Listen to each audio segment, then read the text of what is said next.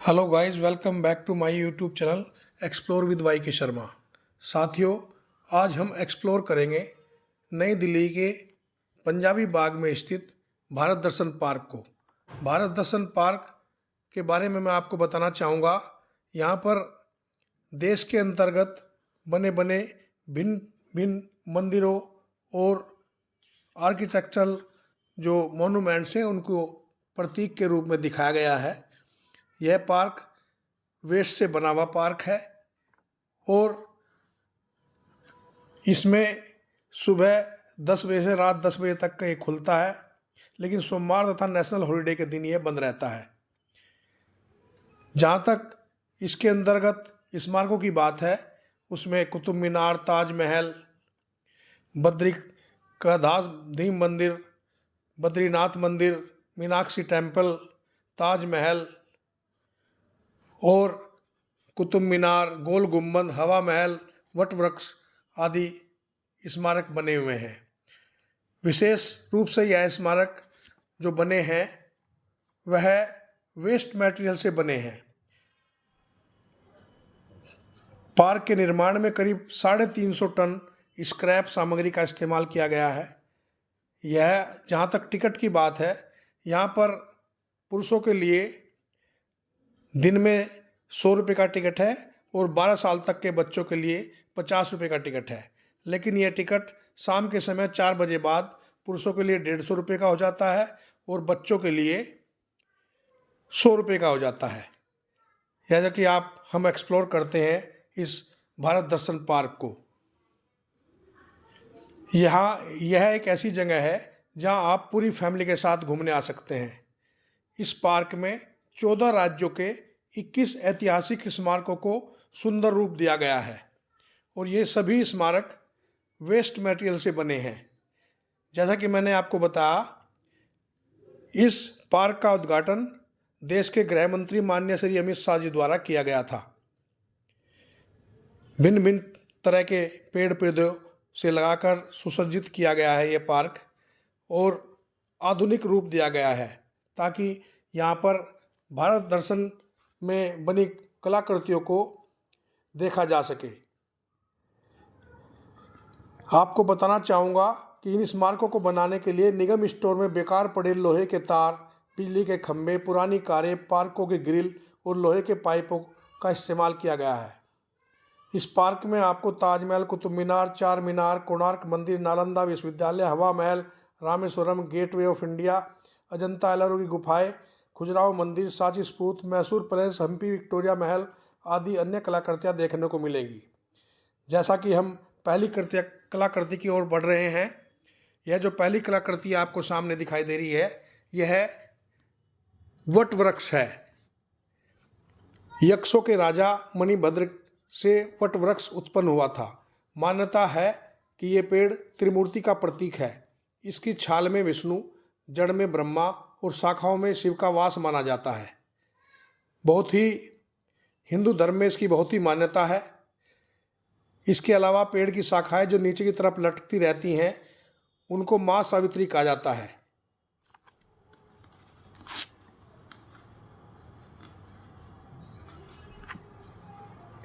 यह जो हम देख रहे हैं दूसरा जो कलाकृति है, यह हवा महल है, जो राजसी महल भी इसको कह सकते हैं।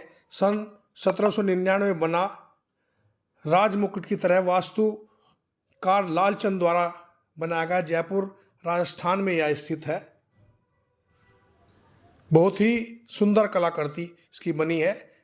अब जो अगला कलाकृति हम देख रहे हैं, यह गोल गुम्बद है, जो 1627 से 1657 के बीच बनाया गया। मोहम्मद आदिल शाह की कब्र भी इसको कह सकते हैं।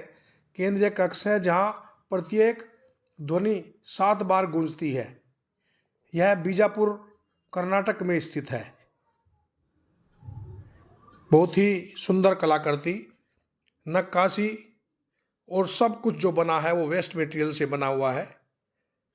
जैसे आधुनिक वहाँ से मूल रूप से गोल गुंबद को उठाकर यहाँ रख दिया गया हो, उसी तरह ये दिखाई दे रहा है। नेक्स्ट जो हम ये अब देखने जा रहे हैं, यह है कुतुब मीनार। यह कुतुब मीनार नई दिल्ली के महरौली क्षेत्र में बसी हुई है। 72.5 मीटर ऊंची 13वीं शताब्दी में बनी हुई ये कुतुब मीनार ईंट से बनी विश्व की सबसे बड़ी मीनार इसको कह सकते हैं। यह यूनेस्को हेरिटेज साइट भी इसको माना गया है। यूनेस्को द्वारा इसको हेरिटेज साइट के रूप में मान्यता दी गई है। बहुत ही सुंदरतम चित्रकला और भिन्न भिन्न रूप से बनी है कुतुब मीनार। इल्तुतमिश द्वारा निर्मित नई दिल्ली के महरौली क्षेत्र में आपको देखने को मिलेगी। इस पार्क में जो कलाकृतियाँ बनाई गई हैं वो सब वेस्ट मटेरियल से बनाई गई हैं। अब जो हम देखने जा रहे हैं यह ज्ञान के प्रतीक माना जाने वाला नालंदा विश्वविद्यालय है, जो भारत के बिहार में 5वीं शताब्दी ईस्वी में इसका निर्माण हुआ था। 427 से 1197 तक इसका निर्माण गुप्त वंश के कुमार गुप्त द्वारा कराया गया था। यह उस समय का विश्व का एकमात्र ज्ञान का प्राचीन केंद्र माना गया है। जो उत्तरी बिहार में इसके अवशेष मिलते हैं, उसी की कलाकृति वेस्ट मटेरियल से बनी हुई, भिन्न भिन्न तरह के वेस्ट मटेरियल। यह जो आपको छतरी नुमा दिखाई दे रही हैं, यह सोलर पैनल्स हैं। इसमें 5 सोलर ट्री और 84 किलोवाट का रूफटॉप सोलर पैनल लगा है, तो बिजली खर्च किए बिना यह रात में भी स्मारक को रोशन करता है। पार्क को बहुत ही अच्छी तरह सजाया गया है। अब जो हम अगली कलाकृति देखेंगे, उस कलाकृति का नाम है मीनाक्षी मंदिर। शैव परंपरा में प्रमुख तीर्थ स्थल है, जो मीनाक्षी देवी और शिव को समर्पित है। यह मदुरई तमिलनाडु में स्थित है। उसी का कलाकृति यहाँ पर बनाई गई है। जैसा कि मैंने पहले भी आपको बताया था कि ये सब कलाकृतियाँ वेस्ट मटेरियल से बनाई गई हैं, जो निगम के स्टोर से कलेक्ट की गई और दिल्ली नगर निगम द्वारा इस पार्क का रखरखाव किया जाता है। इस मीनाक्षी मंदिर के बारे में कहते हैं कि इसके अंदर फोटोग्राफी अलाउ नहीं है। बहुत ही विचित्र तरह से इस पार्क को सजाया गया है, वेस्ट मटेरियल से सब बनाया गया है। भिन्न भिन्न तरह के पेड़ पौधे हैं, हरियाली है। आप यहाँ आए दोस्तों के साथ, परिवार के साथ, बच्चों के साथ, और इन भारत दर्शन पार्क के में बनी भिन्न भिन्न प्रकार की कलाकृतियों को एक्सप्लोर करें। अब जो हम अगली कलाकृति की ओर बढ़ेंगे, उससे पहले इस पार्क को हम एक्सप्लोर कर लेते हैं। इस पार्क को बहुत ही सुंदर तरीके से बनाया गया है। हरियाली भरा नज़ारा है। भिन्न भिन्न तरह के पेड़ पौधे, पाम लगाए गए हैं और बहुत ही अच्छे तरह से सुव्यवस्थित पार्क को बनाया गया है।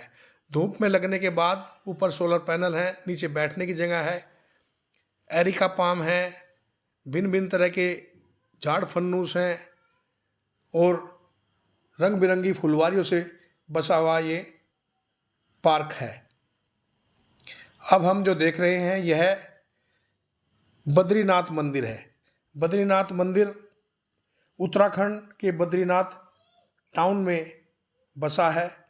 देवताओं के निवास को भी इसे हम कह सकते हैं। बद्रीनारायण मंदिर विष्णु भगवान को समर्पित है, उसी की यह कलाकृति है। कितनी अद्भुत तरीके से करीने से सजाया हुआ यह मंदिर। अब जो यह मंदिर आपको दिखाई दे रहा है, द्वारकाधीश मंदिर है। भगवान कृष्ण को समर्पित Dwarka, capital of Lord Krishna के बारे में भी इसे हम मान सकते हैं। यह द्वारका गुजरात में बना हुआ मंदिर है। यह वन ऑफ द 4 धाम, 4 धाम में एक धाम द्वारकाधीश धाम भी माना जाता है। बहुत ही अद्भुत कलाकृति, भगवान कृष्ण को समर्पित वेस्ट से बना पूरा निर्माण मिस्त्री और कारीगरों की मेहनत का नतीजा और सरकार द्वारा वित्त पोषित इस पार्क का निर्माण, जैसे कि मैंने बताया, दिल्ली नगर निगम द्वारा किया गया है। भिन्न भिन्न कलाकृतियाँ जो बनी हैं वो सब वेस्ट मटेरियल से बनी हैं। अब जो हम देख रहे हैं यह रामेश्वरम मंदिर है। यह रामेश्वरम आयरलैंड तमिलनाडु में बना है। पवित्र तीर्थ है और भगवान श्री राम ने श्रीलंका द्वीप पे अपना पुल बनाने के लिए यहाँ पर शिव की पूजा की थी।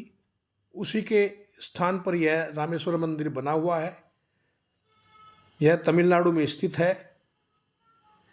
अब जो हम देख रहे हैं जगन्नाथपुरी मंदिर है। चार धाम में से एक जो भगवान विष्णु को समर्पित है, यह पूरी उड़ीसा में बना हुआ मंदिर है। यहाँ पर इस मंदिर के बारे में मान्यता है, यहाँ आलू टमाटर की सब्जी का प्रयोग नहीं किया जाता है। विष्णु भगवान को समर्पित जगन्नाथपुरी का मंदिर। अब हम चलते हैं, देख रहे होंगे कि पार्क को कितना सुव्यवस्थित तरीके से सजाया गया है। भिन्न भिन्न तरह के पाम लगे हुए हैं, झाड़ियाँ लगी हैं, हरियाली है और बहुत ही अच्छे तरह से पार्क को सजाया गया है। अब हम जो आपके सामने कलाकृति देख रहे हैं यह महामत पैलेस है। यह मकबरा है जो 1878 से स्टार्ट हुआ और 1892 तक इसका निर्माण कंप्लीट हुआ। अंतिम जूनागढ़ के नवाब का ये मकबरा है। ये जूनागढ़ गुजरात में बसा हुआ है, बना हुआ वहाँ की ये कलाकृति है। उसी के नमूने को बनाया गया है यहाँ पर पार्क के अंदर। और टोटल जो निर्माण है ये वो मैंने आपको बताया कि वेस्ट मटेरियल से बना है। पार्क को बहुत ही व्यवस्थित तरीके से बसाया गया है, उसकी देखभाल है। चारों तरफ गार्ड रहते हैं, भिन्न भिन्न तरह के पेड़ पौधे लगे हैं। अब हम जो एक्सप्लोर करेंगे ये पाम को देखते हुए, वो आपको दिखाई देगा वो अजंता और एलोरा की गुफाएं होंगी। यह पार्क को आप देख रहे हैं, बहुत ही अच्छा सुव्यवस्थित तरीके से बनाया हुआ पार्क है। साफ सुथरा पार्क। एक्सप्लोर करने के लिए आप यहाँ आएँ, बच्चों को लाएं, परिवार को लाएं, दोस्तों को लाएं और इस बने हुए पार्क को एक्सप्लोर करें। यह जो कलाकृति है, जैसा कि मैंने बताया, अजंता और एलोरा की गुफाएं हैं। यह कलात्मक गुफाएं हैं जो 5वीं और 10वीं शताब्दी के बीच चट्टानों को काटकर बनी हुई ये गुफाएं हैं। यह औरंगाबाद महाराष्ट्र में स्थित है। 30 अजंता की गुफाएं हैं और 4 एलोरा की गुफाएं हैं। इनमें भिन्न भिन्न तरह के कलाकृतियाँ बनी हुई हैं। बहुत ही सुंदर तरीके से सुव्यवस्थित की हुई कलाकृतियाँ, जैसा कि आप देख रहे हैं। बहुत ही अच्छे तरह से करीने से बनाया हुआ यह अजंता एलोरा गुफाओं का नमूना, वेस्ट मटेरियल से बना हुआ निर्माण।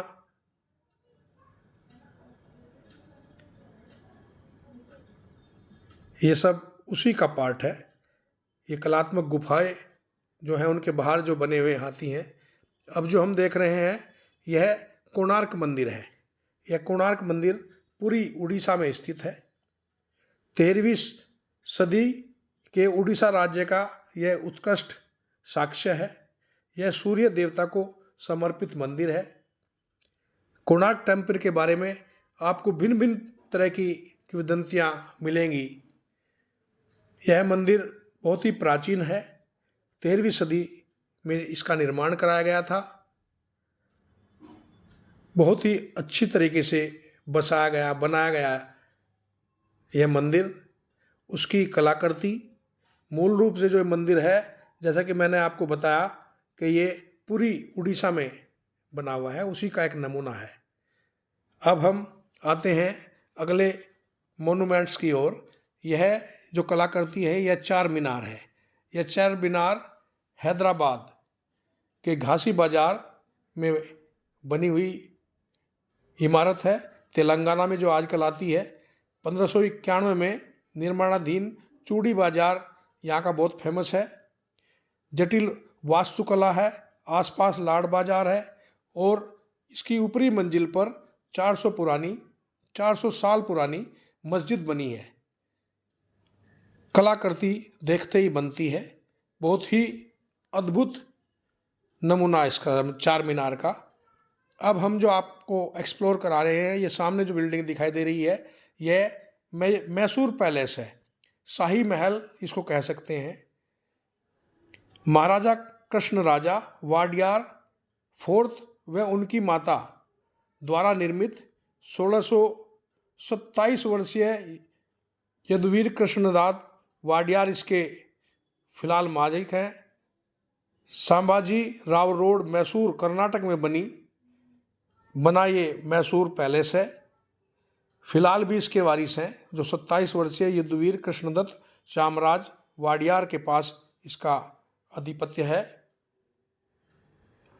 बहुत ही अच्छा बना हुआ ये महल, इसको शाही महल भी हम कह सकते हैं। इसके ऊपर 750 किलो सोने की मूर्ति लगी हुई है इस महल के ऊपर। अब हम जो एक्सप्लोर करने जा रहे हैं, वो जो कलाकृति आपको सामने दिखाई देगी, उसके बारे में मैं आपको बताना चाहूँगा। पहले हम पार्क को देखते हैं, कितना सुंदर और व्यवस्थित तरीके से पार्क है। यह जो कलाकृति है, यह ताजमहल का नमूना है। ताजमहल जैसे प्यार का प्रतीक माना गया है। ये यूनेस्को वर्ल्ड हेरिटेज साइट भी इसको मानते हैं, उसी का एक कलाकृति बनाई गई है। यह मुगल बादशाह शाहजहां द्वारा वर्ष 1631 से 1648 के बीच बनाई गई थी और विश्व के 7 अजूबों में एक यह कलाकृति है। ताजमहल जो आगरा उत्तर प्रदेश में स्थित है। अन्य कलाकृतियाँ भी भिन्न भिन्न रूप से आपको दिखाई दे रही हैं। पार्क को बहुत ही अच्छी तरह से करीने से सजाया गया है। सफाई का विशेष ध्यान रखा गया है। अब जो हम देख रहे हैं, यह हम्पी रथ है। 16वीं शताब्दी में इसका निर्माण किया गया। यह भारत के 3 प्रसिद्ध पत्थर रथों में से एक है। अन्य 2 कोणार्क उड़ीसा में और महाबलीपुरम तमिलनाडु में है। निम्बापुर कर्नाटक में बना विजयनगर के शासक राजा कृष्णदेव राय के आदेश पर किया गया था। यह मंदिर भगवान विष्णु के अधिकार को दर्शाता है और उनका आधिकारिक जो वाहन है गरुड़, उसको यह समर्पित है। यूनेस्को की विश्व धरोहर के रूप में इसको मान्यता प्राप्त है। 1986 में यूनेस्को द्वारा इसको विश्व धरोहर घोषित किया गया था। जैसा कि मैंने बताया, कर्नाटक में बना हुआ ये रथ है। अब जो हम देख रहे हैं या एक्सप्लोर करेंगे, यह है विक्टोरिया पार्क। विक्टोरिया पार्क को विक्टोरिया मेमोरियल भी कह सकते हैं, जो कलकत्ता पश्चिम बंगाल में स्थित है। ब्रिटिश कालीन स्मारक है। तत्कालीन साम्राज्य महारानी विक्टोरिया को समर्पित है। इस स्मारक में विभिन्न शिल्पकारों का शुद्ध मिश्रण है। 1906 से 1921 के बीच इसका निर्माण किया गया था और कलकत्ता में यह बना हुआ है। 64 एकड़ में इसका बागीचा है। बहुत ही आधुनिकतम पत्थर से बना हुआ, उसी की कलाकृति को यहाँ रूप दिया गया है। अब जो हम देख रहे हैं, यह स्मारक सांची स्तूप है। सांची भारत के मध्य प्रदेश राज्य के रायसेन जिला में बना हुआ सांची नगर के पास एक पहाड़ी पर स्थित छोटा सा गांव है। अशोक द्वारा इसका निर्माण किया गया। इस स्तूप में कहते हैं कि इस स्तूप में स्वयं बुद्ध के अवशेष हैं। यह बेतवा नदी के किनारे पर स्थित है। यहाँ कई अन्य बौद्ध स्मारक हैं। 3वीं शताब्दी में इसका निर्माण हुआ। बौद्धों को यह समर्पित है। बहुत ही अच्छे करीने से सजाया हुआ आपको दिखाई देगा। यह सांची स्तूप, इसका निर्माण भी बहुत प्राचीन है। 30वीं शताब्दी में इसका निर्माण होना बताया गया है। बौद्ध धर्म को समर्पित है। बौद्धों का तीर्थ स्थल भी इसको कहा जाता है और मध्य प्रदेश के रायसीना जिले में स्थित है।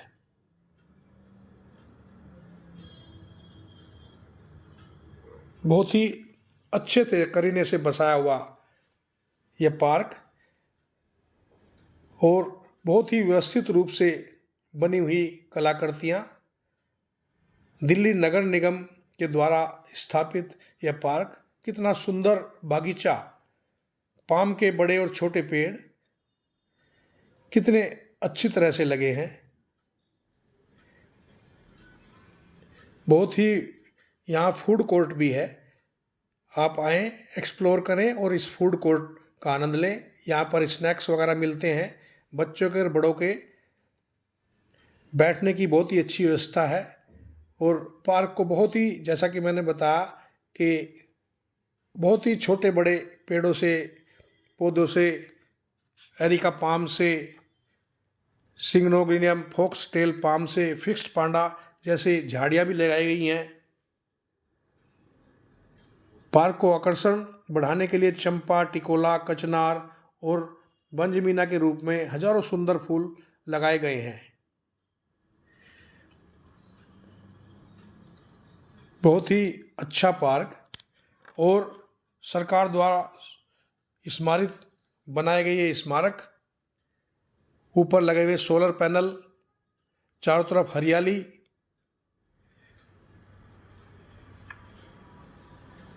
जैसा कि मैंने बताया कि इस पार्क में 14 राज्यों में 21 ऐतिहासिक स्मारकों को सुंदर रूप दिया गया है। बहुत ही व्यवस्थित तरीके से किया गया ये पार्क है।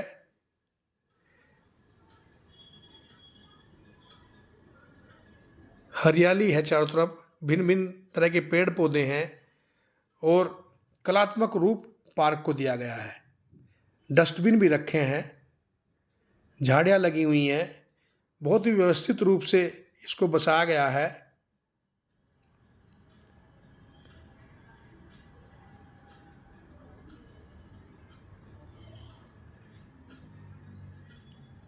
ऊपर लगे हुए सोलर पैनल हैं ये, जिनसे इस पार्क में लाइटिंग की जाती है और ये बहुत ही अच्छी तरह से बनाया हुआ सुंदर पार्क।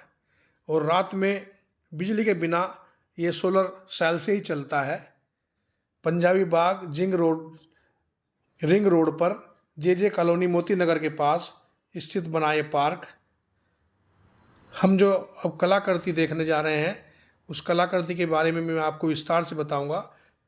यह जो कलाकृति है, यह बहुत ही नज़दीक हम लोग पहुंच गए हैं। उस कलाकृति को भी मैं आपको दिखाना चाहूँगा। पहले हम पार्क को एक्सप्लोर कर लेते हैं। यह वटवृक्ष ही आ गया है और ये गेटवे ऑफ इंडिया है। गेटवे ऑफ इंडिया के बारे में मैं आप बताना चाहूँगा। मुंबई में स्थित है।